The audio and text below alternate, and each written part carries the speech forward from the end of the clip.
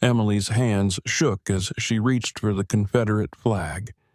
She knew removing it could cause trouble, but she couldn't stand seeing it fly any longer. As her fingers touched the fabric, a gruff voice behind her made her freeze. What happened next shocked everyone in town.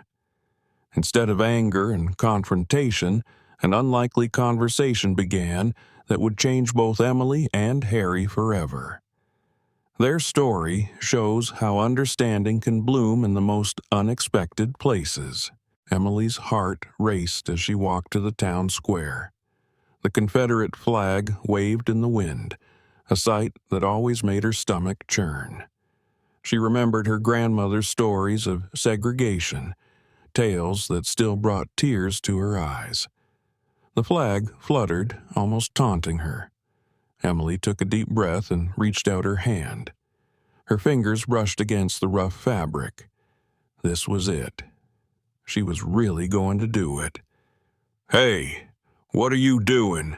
a gruff voice called out. Emily's heart skipped a beat. She turned around, expecting to see an angry face. Instead, she saw a man with kind eyes. This was Harry, the owner of the flag. I was going to take it down," Emily said, her voice shaking. Harry looked at her for a long moment. Emily braced herself for his anger. But then he surprised her. "Why don't we talk about this?" Harry asked gently. Emily blinked, not sure she had heard him right. "Talk? You want to talk about it?" Harry nodded. "Yeah, I do. How about we go to my barbecue restaurant? We can sit down and have a real conversation." Emily hesitated. This wasn't what she had expected at all. But maybe this was a chance to make a real difference. "Okay," she said, "let's talk." As they walked to Harry's restaurant, Emily felt a mix of nervousness and hope. She didn't know what would happen next, but she knew this day had changed everything. Maybe, just maybe, they could find a way to understand each other. The smell of barbecue filled the air as they approached the restaurant. Emily's stomach growled, reminding her she hadn't eaten since breakfast. She was hungry for food, but even more hungry for understanding. Harry held the door open for her. "After you," he said with a smile. Emily stepped inside, ready to have the most important conversation of her life. She didn't know it yet, but this talk would change not just her and Harry, but their whole town. Emily's heart fluttered as she stepped into Harry's restaurant. The smell of barbecue filled the air, but her nervousness almost overpowered it. Harry smiled and poured her a glass of sweet tea. "My great-grandfather fought in the Civil War," Harry said softly. He reached for an old shoebox on a nearby shelf. "These are his things." Emily watched as Harry carefully opened the box. Inside were faded photos and yellowed letters. Harry gently pulled out a picture of a young man in a Confederate uniform. "This is him," Harry said, his voice filled with pride. "He was just 18 when he joined." Emily looked at the photo, seeing a boy not much younger than herself. Harry began to read from one of the letters. It spoke of long marches, cold nights, and missing home. Emily felt a lump in her throat as she listened. "After the war, things were hard for my family," Harry continued. He showed Emily more photos. They were of run-down farms and tired-looking people. "We lost everything, but we stuck together and rebuilt." Harry's eyes glistened as he spoke. "This flag," he said, pointing to a small Confederate flag in one of the photos, it reminded them of how strong they were, how they survived.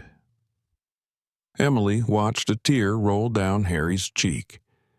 She had never seen this side of the story before. The flag she hated meant something different to Harry. It was about family and survival to him. "I never knew," Emily said quietly. I always thought it was just about hate."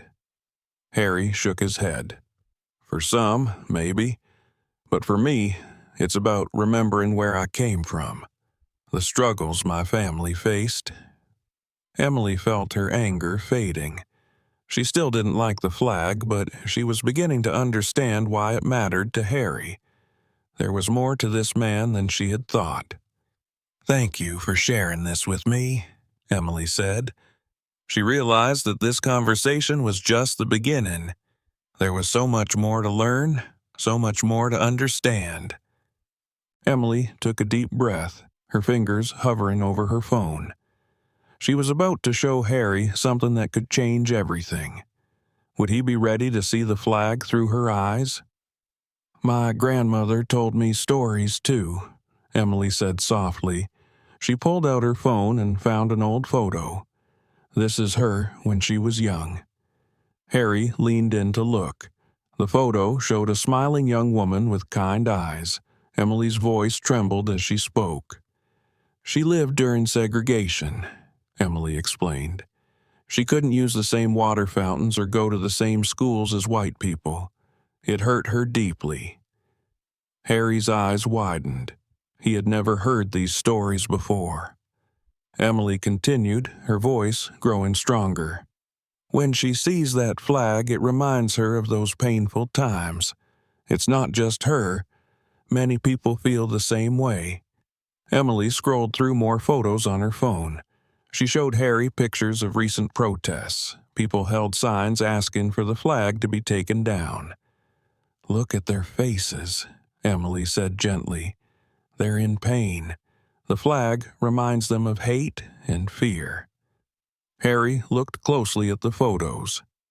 He saw the sadness and anger in people's eyes. It was something he had never noticed before. "I never thought about it like that," Harry admitted. His voice was quiet and thoughtful. Emily felt a small spark of hope. Harry was really listening to her. He wasn't getting angry or defensive. He was trying to understand. "It's not about erasing history," Emily explained. "It's about acknowledging the pain this symbol causes for so many people." Harry nodded slowly. "I see that now," he said. "I never meant to hurt anyone with that flag. I just wanted to remember my family."